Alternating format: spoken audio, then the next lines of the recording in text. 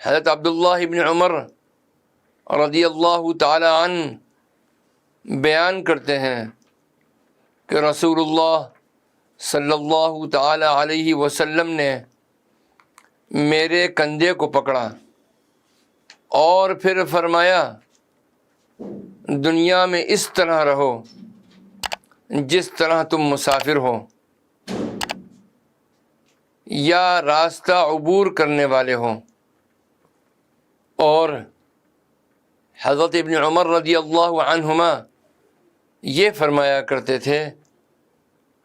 جب تم شام کر لو تو صبح کا انتظار مت کرو، اور صبح کر لو تو شام کا انتظار نہ کرو، اور اپنی تندرستی کے اوقات میں سے کچھ حصہ اپنی بیماری کے اوقات کے لیے رکھو،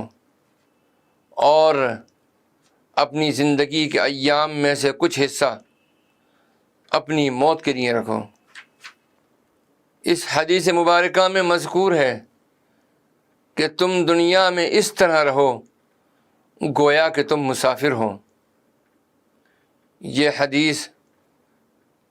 نصیحتوں کی تمام اقسام کی جامع ہے، کیونکہ مسافر لوگوں کو بہت کم جانتا پہچانتا ہے۔ اس میں حسد، عداوت،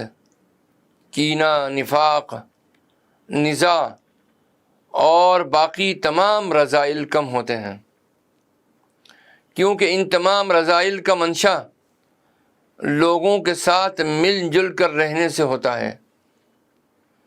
کیونکہ جب وہ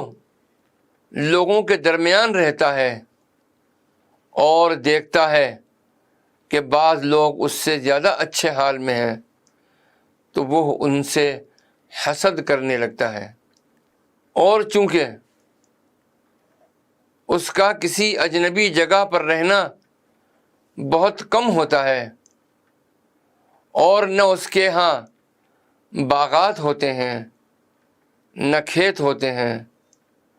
اور نہ اہل و عیال ہوتے ہیں، تو گویا دنیا میں دل لگانے کا کوئی سبب اسے میسر نہیں ہوتا۔ اس حدیث میں مذکور ہے کہ حضرت ابن عمر رضی اللہ عنہما نے مجھ سے فرمایا کہ تم اپنی تندرستی کے اوقات میں سے کچھ بیماری کا حصہ رکھ لو، یعنی کچھ وقت اپنی بیماری کے لیے رکھو، یعنی تندرستی کے اوقات میں اللہ تعالیٰ کی اطاعت اور عبادت میں مشغول رہو، کیونکہ بیماری کے ایام میں تم اتنی عبادت اور اطاعت نہیں کر سکو گے، اور اپنی زندگی کے ایام میں سے موت کا حصہ رکھو، یعنی اپنی زندگی کے ایام کو غنیمت جانو اور اپنی زندگی کے ایام کو بے فائدہ کاموں میں اور سہو اور غفلت میں نہ گزارو، کیونکہ جب آدمی مر جاتا ہے تو اس کے اعمال منقطع ہو جاتے ہیں اور اس کی امیدوں کے چراغ بجھ جاتے ہیں۔ حضرت ابن عمر رضی اللہ تعالی عنہما نے اپنی نصیحت میں فرمایا، جب تم شام کرو تو صبح کا انتظار نہ کرو۔ اس میں یہ بتانا مقصود ہے کہ تم موت کو اپنی آنکھوں کے سامنے رکھو، کیا پتہ تمہیں شام دیکھنی نصیب ہو یا نہ ہو۔ اور دوسرا یہ کہ عمل صالح کی تیاری کرو، اور